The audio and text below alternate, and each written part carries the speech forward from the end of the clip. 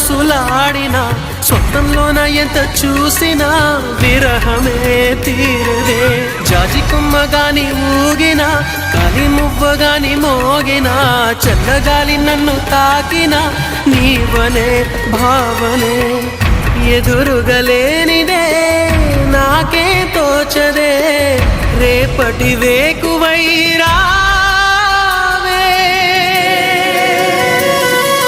నీకోసమే ఈ అన్వేషణ, నీ ధ్యాసలో ఈ ఆలాపన.